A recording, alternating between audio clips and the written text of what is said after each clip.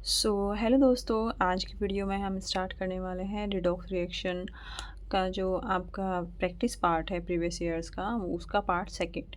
इसके बाद हमारा जो वीडियो आएगा वो आएगा थ्योरी में, एक नेक्स्ट अलग वीडियो आएगा। तो चलिए इस वीडियो को स्टार्ट करते हैं। देखिए, पहला क्वेश्चन है the compound that cannot act both as oxidising and reducing agent is. इनमें से कौन सा कंपाउंड है जो ऑक्सीडाइजिंग और रिड्यूसिंग एजेंट की तरह काम नहीं करता है? कोई इसमें से एक ऐसा है, बाकी सब तो करेंगे लेकिन कोई एक नहीं करेगा, तो वो कौन सा है? ठीक है, तो देखिए ये क्वेश्चन है, ये जेई मेंस 2020 में आया हुआ क्वेश्चन है ना। चलिए करते हैं। तो जैसे ये है H2SO3, तो इसमें जो सेंट्रल एटम है हम उसकी ऑक्सीडेशन स्टेट देख लेंगे। ठीक है, तो जैसे S की मैंने मान लिया S की मैंने मान लिया X। H की आपको पता ही है क्या होती है, 1 होती है। O की आपको पता है -2 होती है। और ये हमें S की हमें निकालनी है, तो हम कैसे करेंगे? 2 × 1 2 प्लस सिर्फ एक S है तो प्लस X, और यहाँ पे हो जाएगा +3 × -2। और सिंस ये एक न्यूट्रल कंपाउंड है तो सारी ऑक्सीडेशन नंबर का सम क्या हो जाएगा? 0। ठीक है, हम अब आगे सॉल्व करेंगे इसको। 2 + x, 3 × 2 क्या हो गया? 6, और plus minus minus -6 is equal to 0। तो इसका क्या हो जाएगा? x 2 - 6 इज इक्वल टू -4, तो x - 4 इज इक्वल टू 0, तो x इज इक्वल टू हो जाएगा 4। यानी कि आपके सल्फ़र की जो ऑक्सीडेशन स्टेट है वो हो गई 4। अब देखिए, अब पीरियोडिक टेबल में अगर बात करें तो जो सल्फ़र होता है उसका ऑक्सीडेशन नंबर क्या होता है? सल्फ़र का ऑक्सीडेशन नंबर होता है 16।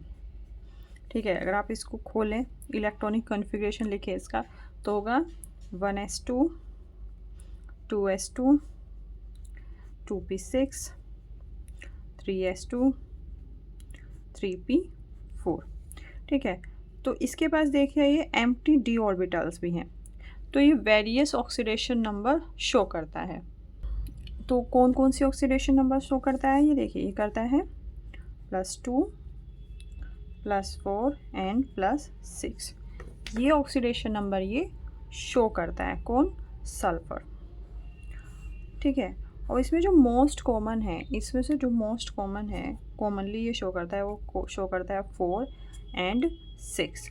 बाकी ये शो सारी करता है। अब देखिए, हमारा जो ऑक्सीडेशन नंबर है ऊपर वाले में ये है 4, तो सिंस ये और भी ज़्यादा ऑक्सीडेशन नंबर शो करता है तो ये 4 से 6 में भी जा सकता है।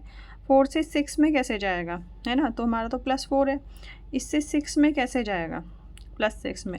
आपको पता है कि अगर ऑक्सीडेशन नंबर बढ़ता है, ऑक्सीडेशन नंबर बढ़ता है तो उसमें से क्या इलेक्ट्रॉन रिड्यूस होते हैं, यानी इसमें से इलेक्ट्रॉन निकल जाते हैं। ठीक है, और +4 से +2 में भी जा सकता है। +2 में कैसे जाएगा? जब 2 इलेक्ट्रॉन ये ले लेगा। ठीक है, अगर ये 2 इलेक्ट्रॉन ले लेगा तो कैसे बिहेव करेगा? देखो, हमें पता है ऑक्सीडाइजिंग एजेंट क्या करता है? एक्सेप्टर ऑफ इलेक्ट्रॉन, तो ये बिहेव करेगा एज एन ऑक्सीडाइजिंग एजेंट।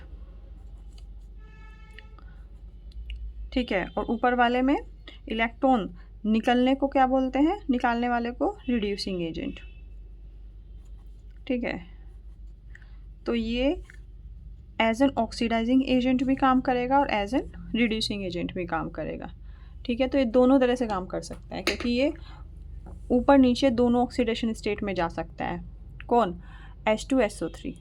ठीक है, जैसे कि आप इससे कोई कंपाउंड बन गया, सपोज़ ये ना आपका H2SO3, इससे सपोज H2SO4 बन गया, तो इसमें S का क्या ऑक्सीडेशन नंबर होगा? इसमें S का ऑक्सीडेशन नंबर होगा 2 + x - 8 is equal to 0, x is equal to 6, x is equal to 6। तो जब H2SO3 से H2SO4 में जाएंगे तो इसके ऑक्सीडेशन नंबर 6 हो जाएगी, और यहाँ पे क्या है? 4 है। तो ये कैसे बिहेव करेगा H2SO3? तो H2SO3 4 से 6 जा रहे हैं तो ये बिहेव करेगा एज एन रिड्यूसिंग एजेंट। ठीक है, समझ में आया? अब नेक्स्ट नेक्स्ट है H2O2, नेक्स्ट है H2O2। H2O2 में आपको पता है कि देखिए, जब थ्योरी पार्ट में हमने पढ़ा था कि ऑक्सीजन जो होता है परऑक्साइड में क्या ऑक्सीडेशन नंबर शो करता है, -1।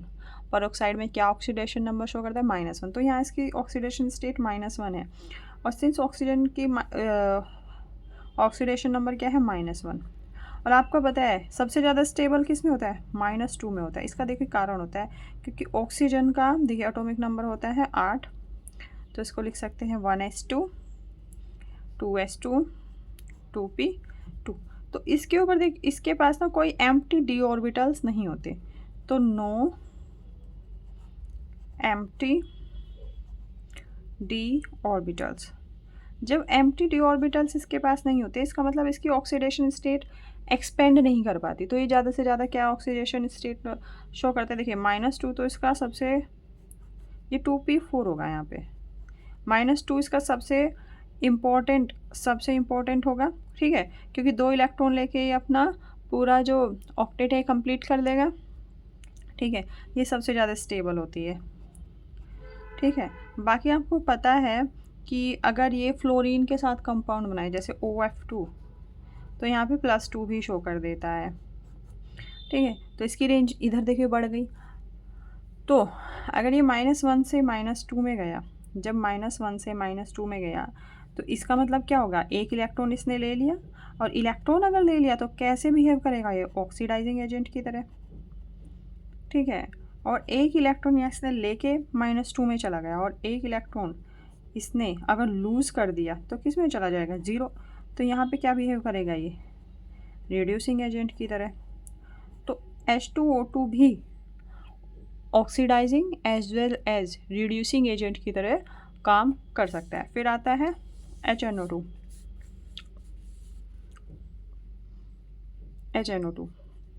देखिए, इसमें नाइट्रोजन की ऑक्सीडेशन स्टेट निकालेंगे, मैं x मान लूँगी इसको, 1x - 2, ये होगा 1 + x + 2 × -2 = 0, 1 + x - 4 = 0।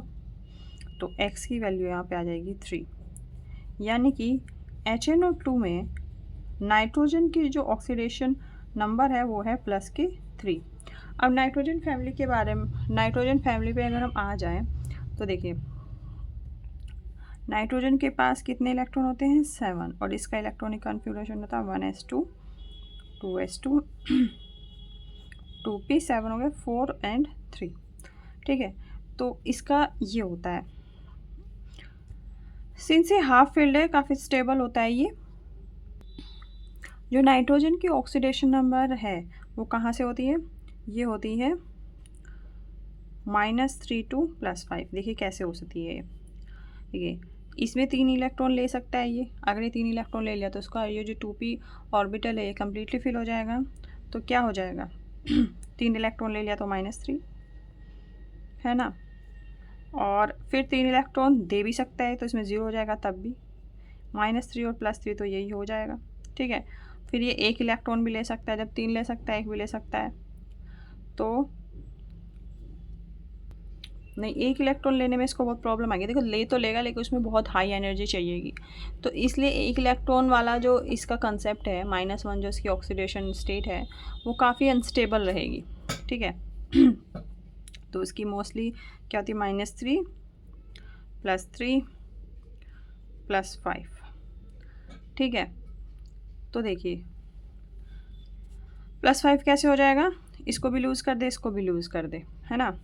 तो इसमें +3 है, तो +3 से +5 में जा सकता है ये, और +3 से इधर भी आ सकता है। तो ये दोनों की तरह काम करता है, oxidising as well as reducing agent की तरह।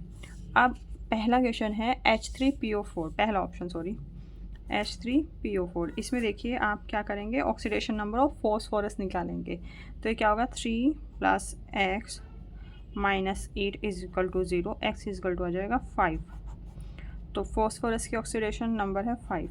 अब देखिए नाइट्रोजन के बाद आता है फॉस्फोरस, और फॉस्फोरस का एटॉमिक नंबर होता है 15। तो ये होगा 1s2, 2s2, 2p6, 3s2, 3p3। ठीक है, तो फॉस्फोरस का जो ऑक्सीडेशन नंबर है वो कहाँ से कहाँ तक होगा? ये होगा -3 +3 +5। ठीक है, ये होगा। और इसमें सबसे ज़्यादा स्टेबल कौन सा है? इसमें सबसे ज़्यादा स्टेबल +5 होता है, यहाँ पे +5 ही है। तो देखिए ये जो है ये रिड्यूस तो हो जाएगा, ये रिड्यूस तो हो जाएगा, यानी ऑक्सीडाइजिंग एजेंट की तरह काम तो करेगा। रिड्यूस होके +5 से किस में चला जाएगा? +3 में चला जाएगा। तो ऑक्सीडाइजिंग एजेंट की तरह तो काम करेगा। कौन काम करेगा? H3PO4। लेकिन रिड्यूसिंग एजेंट की तरह काम नहीं करेगा। रिड्यूसिंग एजेंट में क्या होगा? इससे 2 इलेक्ट्रॉन और नहीं निकल पाएंगे, क्योंकि +7 ऑक्सीडेशन नंबर में ये नहीं जाएगा। तो इसका जो ऑप्शन है वो ए है। देखिए फॉस्फोरस की तो ये होती है, नाइट्रोजन देखिए क्या क्या शो करता है, -3, -2, -1। ठीक है, फिर +2, +3, +5। ऑक्सीडेशन नंबर तो ऑलमोस्ट सारे ही शो करता है, लेकिन इनमें कुछ ज़्यादा स्टेबल होती है और कोई कम स्टेबल होती है। और जो कम स्टेबल होती है ना, उसमें बहुत ज़्यादा एनर्जी चाहिए होती है उसको वो ऑक्सीडेशन नंबर एक्वायर करने के लिए, और वो जल्द से जल्द उस ऑक्सीडेशन नंबर से जो उसके कंपैरिजन में स्टेबल ऑक्सीडेशन नंबर है उसकी तरफ जाने की कोशिश करता है। ठीक है, तो हमारे पहले क्वेश्चन का आंसर हो गया ऑप्शन ए, ये हो गया। ठीक है, अब चलिए क्वेश्चन नंबर 2 पे जाते हैं। Oxidation number of potassium in K2O, K2O2, KO2 respectively is. देखिए ये क्वेश्चन बहुत इजी है, आप इसमें निकालने बैठ जाएंगे ऑक्सीडेशन नंबर ना। ठीक है, इसमें निकालने बैठ जाएंगे, लेकिन इसमें निकालना नहीं है, क्योंकि जो पोटेशियम है उसका ऑक्सीडेशन नंबर +1 ही होता है, चाहे वो किसी भी कंपाउंड में हो। ऑक्सीजन इसके हिसाब से एडजस्ट करेगा, पोटेशियम एडजस्ट नहीं करेगा। तो इसका ऑप्शन भी होगा +1 +1 +1। देखो K2O में ऑक्सीजन की, इसमें ऑक्सीजन की ऑक्सीडेशन नंबर क्या होगी? -2। ठीक है, K2O2 में इसकी क्या होगी? -1। ठीक है, और KO2 में क्या होगी इसकी? ये आप निकालिए, KO2 में क्या होगी? -1/2। देखिए ये चीज़ एकदम NCERT में आपको पढ़ाया था परोक्साइड सुपर ऑक्साइड वाले केस में। तो जो NCERT की थ्योरी है वो बहुत बढ़िया है। ठीक है, उसमें बिल्कुल आप बेसिक्स से पढ़ते हैं, और उसका जब आपको एडवांस लेवल करना है तो आप उसके क्वेश्चन ट्राई कीजिए, है ना। चलिए अब नेक्स्ट में जाते हैं। तो इसका आंसर हो गया बी। इसका आंसर हो गया बी। ठीक है जी, अब नेक्स्ट वाला देखिए। नेक्स्ट वाला है, इनमें से कौन सी ऐसी रिएक्शन है जो एग्जाम्पल है रिडॉक्स रिएक्शन। देखिए भले इन पे ना लिखा हुआ हो, लेकिन ये भी जेईई मेंस के ही क्वेश्चन हैं। तो ये जैसे पहले वाला है, देखिए रिडॉक्स रिएक्शन कौन सी होंगी? रिडॉक्स रिएक्शन वो होंगी जिसमें oxidation as well as reduction दोनों एक साथ हो, उसको ही हम ऑक्सीडेशन रिडक्शन रिएक्शन बोलेंगे, है ना। ऑक्सीडेशन और रिडक्शन जिसमें दोनों हो उसको ही रिडॉक्स रिएक्शन बोलेंगे। देखिए पहले में देखिए यहाँ पे जो एक्सी है ना, जिनॉन है, इसका ऑक्सीडेशन नंबर क्या होगा? सोचिए। अगर आपको डायरेक्ट निकालना हो, देखो फ्लोरीन तो होता है, फ्लोरीन तो सबसे ज़्यादा इलेक्ट्रोनेगेटिव एलिमेंट होता है। तो सबसे ज़्यादा इलेक्ट्रोनेगेटिव एलिमेंट होता है, तो इसका मतलब इसकी ऑक्सीडेशन नंबर तो अल्टर नहीं होती, इसकी ऑक्सीडेशन नंबर होती -1। ठीक है, तो 6 की क्या होगी? -6। जब आप इसको बैलेंस करेंगे तो इधर श्योरली +6 होना चाहिए, तो ये हो गया +6।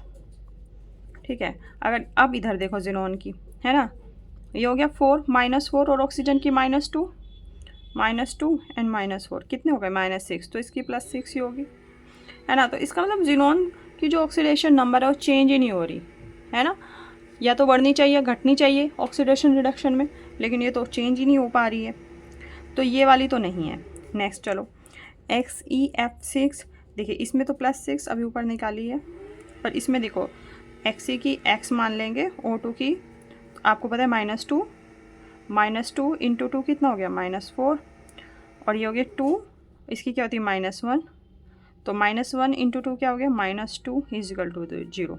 तो x की वैल्यू यहाँ भी 6 आएगी। तो यहाँ पे भी चेंज नहीं हो रही, तो ये भी नहीं है। ठीक है, नंबर 3 पे आइए।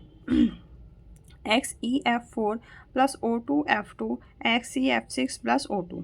ठीक है, तो इसमें क्या है इसमें आप इजीली निकाल लेंगे, इसकी ऑक्सीडेशन नंबर है +4 और यहाँ पे कितनी बैठी इसकी +6, यानी कि इसमें यहाँ पे क्या हो रहा है ऑक्सीडेशन। जब ऑक्सीडेशन नंबर इंक्रीज़ हो जाती है तो क्या होता है ऑक्सीडेशन होता है। अब ये निकाल लिया। अब मैं रिडक्शन के लिए क्या O2 को ले लूँगी। O2 F2 में O2 की ऑक्सीडेशन नंबर क्या होगी, देखो मैंने बताया था जो अगर ऑक्सीजन फ्लोरीन के साथ रिएक्शन करे तो ऑक्सीजन की जो ऑक्सीडेशन नंबर वो पॉजिटिव होगी, तो ये -2 ये क्या देखो निकाल लेते हैं 2x और ये हो जाएगी फ्लोरीन की हो जाएगी -2 = 0, तो x = आएगी 1। तो यहाँ पे ऑक्सीजन की जो ऑक्सीडेशन नंबर है वो +1 आ रही है और यहाँ पे 0 क्योंकि फ्री स्टेट में है और 1 से 0 में जा रहा है, तो ये क्या हो रहा है रिडक्शन हो रहा है। ठीक है, तो इस वाले केस में तो क्या हो रहा है ऑक्सीडेशन और इस वाले केस में क्या हो रहा है रिडक्शन। तो ऑप्शन सी क्या है करेक्ट होगा। देखिए नीचे वाले में भी अगर देखें तो यहाँ पे क्या हो गया F2, तो ये +2 होगा, लेकिन आप इसमें देखिए इसका ये आयन ले लो XeF+, तो इसकी X और फ्लोरीन का -1 = +1, जो आयन के ऊपर चार्ज होता है वो इक्वल टू होता है। ठीक है, तो x = हो जाएगा 2, तो यहाँ भी +2, तो ऑप्शन डी भी नहीं होगा। अब आते हैं क्वेश्चन नंबर 4 पे। In which of the following reaction H2O2 acts as reducing agent, इनमें से रिड्यूसिंग एजेंट की तरह काम कौन करेगा। देखिए इसमें बिल्कुल बहुत ज़्यादा दिमाग नहीं लगाना है। इसमें रिड्यूसिंग एजेंट कौन होता है ऑक्सीडेस। आप इन दोनों में से एजेंट में से कोई एक एजेंट का काम याद कर लो, दूसरा उसका अपोजिट होगा। जैसे मैंने याद कर लिया कि ऑक्सीडाइजिंग एजेंट का काम होता है इलेक्ट्रॉन लेना, ठीक है, तो रिड्यूसिंग एजेंट का काम क्या होगा इलेक्ट्रॉन देना, है ना, जिसमें इलेक्ट्रॉन इधर निकल जाए रिएक्शन में। तो पहली रिएक्शन में देखिए +2 ही है, यानी तो इलेक्ट्रॉन ले रहा है, तो ये वाला तो नहीं है रिड्यूसिंग एजेंट। लेकिन ये -2 ही, यानी इसमें से इलेक्ट्रॉन निकल रहा है यानी दे रहा है, तो ये वाला है 2। और फिर से ये इलेक्ट्रॉन ले रहा है, तो यहाँ पे तो ये ऑक्सीडाइजिंग एजेंट की तरह काम कर रहा है। आप चेक भी कर दो यहाँ से, यहाँ पे जो आपकी ऑक्सीडेशन स्टेट है वो क्या होगी, वो बढ़ रही होगी। फिर नंबर 4 पे है H2O2 +2 OH -2 इलेक्ट्रॉन। इसमें भी क्या है ये इलेक्ट्रॉन 2 इलेक्ट्रॉन निकाल रहा है, तो ये यहाँ पे क्या कर रहा है रिड्यूसिंग एजेंट की तरह काम कर रहा है, तो इसका ऑप्शन नंबर डी सही होगा। तो इक्वेशन नंबर 2 और 4 में ये कैसे काम कर रहा है रिड्यूसिंग एजेंट। अगर ये रिड्यूसिंग एजेंट है तो इसका मतलब ये हेल्प क्या करेगा ऑक्सीडेशन नंबर बढ़ने में। ठीक है, तो जैसे यहाँ पे ऑक्सीजन की ऑक्सीडेशन स्टेट है -1, आपको पता है निकालने की ज़रूरत नहीं क्योंकि पर ऑक्साइड में तो -1 ही होती है और यहाँ पे 0, तो -1 से 0 में आता है, तो यानी कि ऑक्सीडेशन स्टेट ऑक्सीडेशन स्टेट बढ़ गई, यानी कि ऑक्सीडेशन हो गया, यानी कि यहाँ पे बिल्कुल रिड्यूसिंग एजेंट की तरह काम करे। एक तो तरीका ये, एक वो है कि सिंपल फैक्ट है ना, कि ऑक्सीडाइजिंग एजेंट में इलेक्ट्रॉन लेता है और रिड्यूसिंग एजेंट में इलेक्ट्रॉन देता है। ठीक है, तो इसमें भी देखिए -1 से किस में जा रहा है 0 पे जा रहा है, और अगर इसमें देखें तो इसमें -1 है और इसमें क्या है ये जैसे OH माइनस है, तो ये हो गया x +1 -1 x +1, और देखो क्या कर रही हूँ -1 x = -2, ये हो जाएगा यहाँ पे क्या -2, -1 से -2 में जा रहा है, यानी कि ऑक्सीडेशन नंबर क्या हो रही है कम हो रही है यानी रिडक्शन हो रहा है। तो रिडक्शन वाला नहीं होता, रिड्यूसिंग एजेंट कौन सा होता है जो ऑक्सीडेशन में हेल्प करे। ठीक है, तो इस तरह से ये करना है। तो आपको दोनों तरह से बता दिया, जैसे भी आपको सुविधा हो ये क्वेश्चन सॉल्व करने में आप वैसे कर सकते हैं। अब चलिए आगे चलते हैं। अब देखिए question number 5, which of the following is a redox reaction. Redox reaction का देखिए बताया था क्राइटेरिया, ठीक है, कि एक में अगर ऑक्सीडेशन हो रहा है एक पार्ट में तो दूसरे पार्ट में रिडक्शन होना ही चाहिए। ठीक है, तो जैसे पहला मैं एक मेटल पकड़ लूँगी, इसका +1 है यहाँ पे। ठीक है, आपको पता है नाइट्रेट आयन ऐसे होता है ना NO3-, अगर ये -1 है तो ये +1 होगा। ठीक है, तो इसका मतलब यहाँ पे तो कुछ भी नहीं हो रहा है, +1 आगे चलिए, ये कैल्शियम ऑक्सलेट है, तो ठीक है, जो ऑक्सलेट आयन होता है वो ऐसे होता है C2O4 2-, तो CA2 पॉजिटिव होगी यहाँ पे, और आपको पता है हैलोजन तो -1 शो करता है, तो यहाँ भी 2 पॉजिटिव होगा, तो यहाँ भी कोई चेंज नहीं हो रहा है। ठीक है, अब इसमें देखिए OH- ये होता है ना, एक क्या होगा 1 -1, 2 होगा 2 का क्या होगा -2, तो ये क्या हो गया +2, और यहाँ पे फिर हेलोजन आ गया तो ये भी +2 हो जाएगा। तो ये भी नहीं है, ये भी नहीं है, यही बच रही है डी, यही होगा।